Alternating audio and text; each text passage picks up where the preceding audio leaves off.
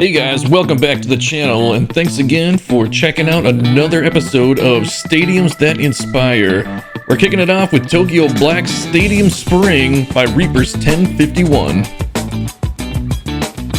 This is the first time I'm seeing one of Reaper's stadiums, and he has brought it. This stadium is located in Tokyo, Japan, and holds 51,866 fans. Let's kick things off with this really nice scoreboard that he's made built into the buildings and the great advertisement for Tokyo baseball, giving you some immersion into the field. Next, we got some great baseball statues next to the water feature and some stands built into a nearby office for a great view into the field. Over below the right field deck, we've got some pretty interesting bar level seating at field level, along with some picnic seating right next to the concession stands. The bar level seating also looks like it has access to private concession stands for those $8 hot dogs, and a great view from the outfield with the possibility to catch a home run ball. I also imagine these would have in-service seating as well. Next, let's take a look at what he's done behind home plate. He's done a great job of mixing different sections and different angles from what we usually see in most stadiums. This gives it a really cool, unique look and angles everybody towards the field for a great view. Finally, one final view of Tokyo Black Stadium Spring from the air, and I really hope we see more international stadiums soon. Next up, let's get the Oakland A's out of the dump of a stadium they call the Coliseum and into Bally's Ballpark of Las Vegas by Dodger Blue 55. Here we get a great shot of that view of both day and night on the Las Vegas Strip, and a great attention to detail I'll go over in a minute. Starting on the left field concourse, we got some concession stands, a restaurant, and a team store, and a great scoreboard with the name of the park on the very top. And what stadium in Las Vegas would not be complete without a pool and a lazy river? The Viva Las Vegas sign built into the right field fence is also a great touch, and I love the out-of-town scoreboard to keep an eye on the competition. I also love the custom ballpen with the waterfall in the back. Hopefully you don't get too many balls wet or lose them in the pool. Let's take a quick view from upper deck, and one thing I really like about this retractable roof stadium is that's exactly what it feels like. If you've ever been to one like Chase Field or Miller Park, you really get a sense of how big they are and how much space there is, and this captures that really well. As a former Las Vegas resident, this is my favorite detail. He's actually got the stadium right where the Tropicana was, where the new one's going, and he's got Excalibur, New York, the Stratosphere, the High Roller from the Link, and MGM across the street, exactly where they actually are. Lastly, we get a peek at that water slide out in center as we sweep in from foul territory. The MLB owners meeting is in November to vote if the team is approved to move to Las Vegas, so we'll see here in a couple of weeks. Alright, next we're going to leave Las Vegas down Interstate 15 to Oceanside, California for Megalodon Aquarium Memorial Field by Murph 075. This is a minor league stadium and complete Oceanside campus, which we'll take a look at, holding 13,723 fans, complete with a Megalodon Aquarium out in right field. If you thought these guys were extinct, you would be wrong. He's got 4 Megalodons in the tank. Looks like he might have had a 5th at one point, but hey, you can't save them all. This is yet another unique feature, and I don't know how you guys keep coming up with this stuff. Over the right field wall, we got some food stands and a picnic area right in front of the fountain by the aquarium for some nice ambiance. I like the choice of food stands for the minor league ballpark. It's a great touch. Over in left field, we got a couple grills, which is about what you see in minor league ballparks. Nothing too fancy, but still fancy prices. Outside the stadium, we've got the prehistoric museum and the solo shed, dining plaza, and Oceanic Institute research lab with the helicopter on top for those excursions over the ocean. I really love the details that he did outside the stadium with the little parks, and we'll take a quick fly over here to take a quick peek behind home plate. That is about what a minor league ballpark looks like. I've been to a few and they do not hold too many people, but it's still always a good time. I really love that he submitted a minor league ballpark, as I don't think we see enough of them, and I hope more people submit them to me. I love major league stadiums too, but this is always a nice change of pace. I really think they're fun to build, and they give you the opportunity to do some more fun and goofy things like this. Great job, Murph. I hope to see another one. Next, we're gonna get another stadium from Phil over at Studio 44. This one hits kinda close to home for me because I'm from Minneapolis, Minnesota, which is where the stadium is located. We're also gonna try something a little bit different and do one continuous flyby shot, so let's see how this works out. Phil has named this park General Mills Park, which makes sense because they are HQ'd in Minneapolis as well. At 1,000 feet, this stadium holds 40,656 fans. I'm not sure if Phil has ever been to Minnesota, but if he hasn't, he has somehow managed to capture the vibe that is Minneapolis-St. Paul area. I could easily see this fitting in downtown Minneapolis and a possible place where the St. Paul Saints could play.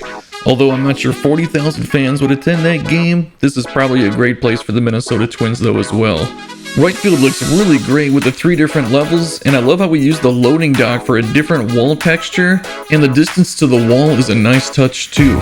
Next, let's take a view behind home plate, and no surprises, Phil is not known for doing cookie cutter stadiums.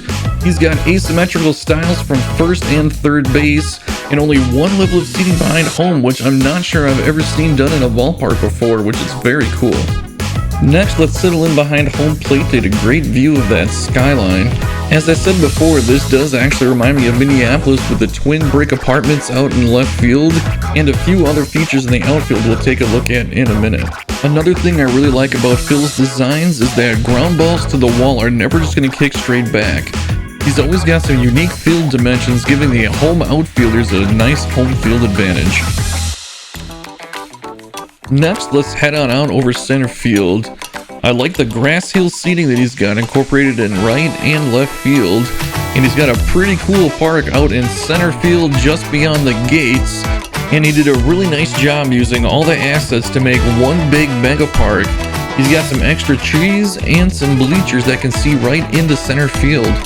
I also really like how he's got one small section next to the waterfall right below the scoreboard. We can zoom out here and see just how those field dimensions would come into play. Lots of cool kicks and lots of cool angles to hit the ball off of. I feel like you would need to review some game footage and possibly get a scouting report on the outfield wall dimensions if you had never played in this park before. Let's take a quick deep dive into left field, as I really like some of the features that are going on here. He's got that small little section with an overhang and even a door leading out to it. The waterfall coming down from the pond is a pretty cool touch, and I really like the fire watchtower. Behind the scoreboard, we got a nice little plaza with the fountain, and that leads right out of that park that we just took a quick look at, which also features a cool little unique building that I don't think I mentioned before. And that's gonna wrap it up for this stadium.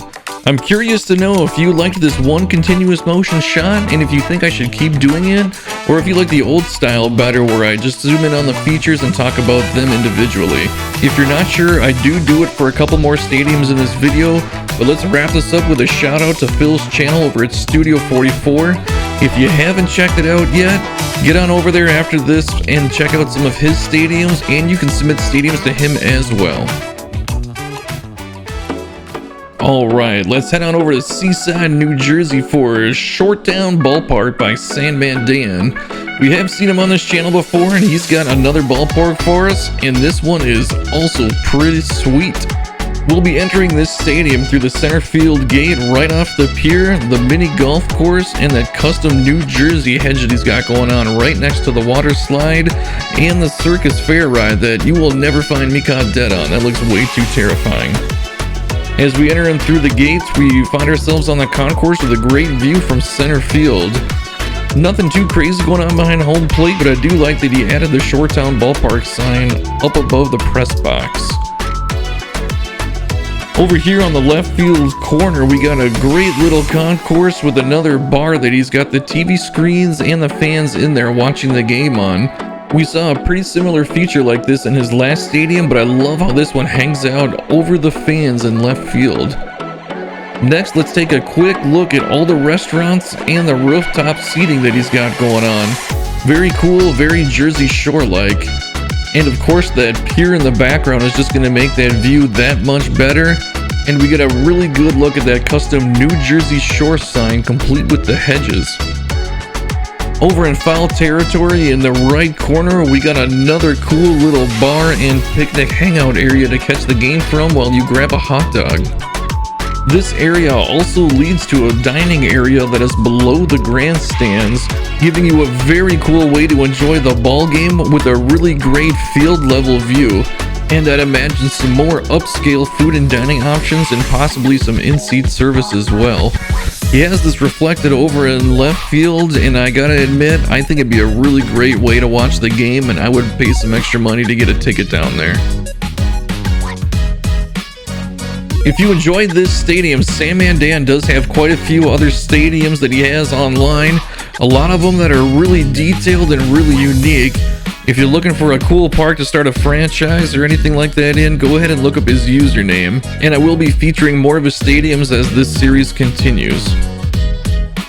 Alright, let's close up this stadium with one more shot from the Goodyear blimp, and we get another good look at that concourse and the pier out in center field. And just a quick reminder, if you want to submit one of your stadiums, there is a link down below, or you can throw it in the comments and I'll try to make sure I check both. Next, we're going to travel a bit south down to Pigeon Forge, Tennessee for Unity Park by Bo Tiger, a minor league park holding 9,721 fans. Let's kick things off here with the view behind home plate. Looks like he's got the Great Smoky Mountains out there in right field, and a cool little fair with a big Ferris wheel out there behind the scoreboard in right field. Right field's got plenty of seats for catching home runs, and a great backdrop with the Ferris wheel and the roller coaster. Out in left center, I like the Unity Park sign. We've got a Hooters restaurant right next to the waterfall, a kids play area, and it's located right next to Joe Mama's Tiki Bar. Kids go play while the grown-ups get a drink. Let's get a quick panoramic shot from behind home plate. This is a really nice minor league ballpark with some cool features with the waterfall and the fair, and I really enjoyed looking at this one. And let's finish this off with a Goodyear blimp shot. We also see we got a nice parking lot with a campus next to the fair, and another great look at that waterfall and lake.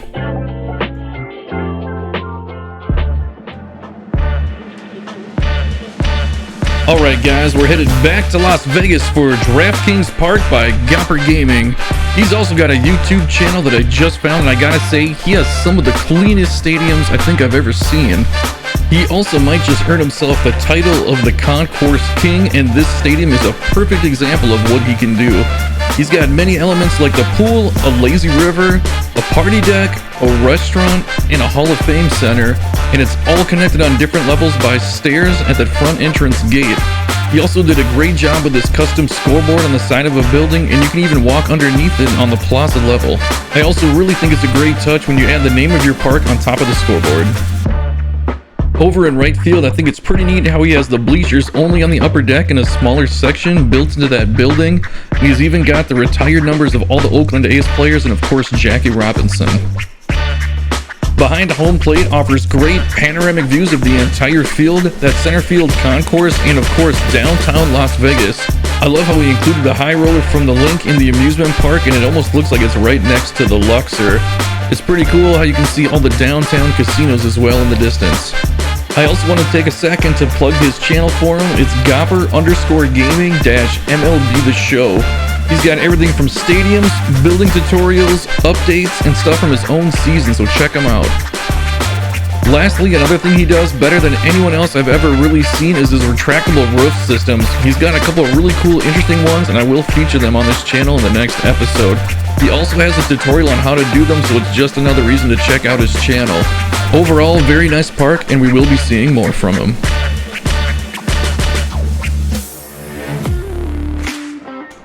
For our last stadium of this episode, we got another returning user called Carmen's Dad with Delta Park Brickyard. This one is located in Portland, Oregon, at an elevation of 58 feet, and it holds 43,388 fans. Anytime I've taken a look at Carmen's Dad's parks, I've thought three things: clean builds, attention to detail, and yeah, I'm gonna download this. Let's start this off by coming in through the gate in left center field just off the pier, and right away you can get a sense of how cool it would be to walk into this park for the first time and just take it all in. Starting off in right field, one of the cool little details I really like is how he threw his initials down there over the custom bullpen. I really like the concourse that he has going on in this park too. The building in right field also has a lot of seating available with smaller sections off the front of it, the bleachers on the top right below that cool scoreboard, and even more rooftop seating built in just on top those row houses. In front of that we have a concession stand, a bar, a playground for kids to play at, and a few elevated dining areas right behind the bleachers. Out in center field we get a great view of that pier behind the scoreboard, another dining area right behind center field wall. Out in left center we get some more of that old school style bleacher seating and some more casual dining areas as well. Behind that we got a rooftop deck with some more concession stands and picnic tables. Above that we got some bleachers, and then we got some really cool seating again built into the side of a building with some advertising on top that is a nice feature. Behind that building we can see the left center gate where we entered in by the pier. That pier became kind of a theme today on our episodes, where I think we had about 4 or 5 baseball stadiums that included them, but it just goes to show you can use the same assets and make completely different parks. I am going to take a quick second just to plug my own channel. If you are having a good time and enjoying what you're seeing here, go ahead and hit that subscribe button. And if you have a stadium that you'd like me to check out, there is a link in the description below to submit your stadium. I am going to try and put out about 1 episode a week if I can, but lately I've been a little distracted. I am living in Arizona, and as you know, we're in the World Series, so between work and watching and attending a few of the games, it's kind of put me behind schedule.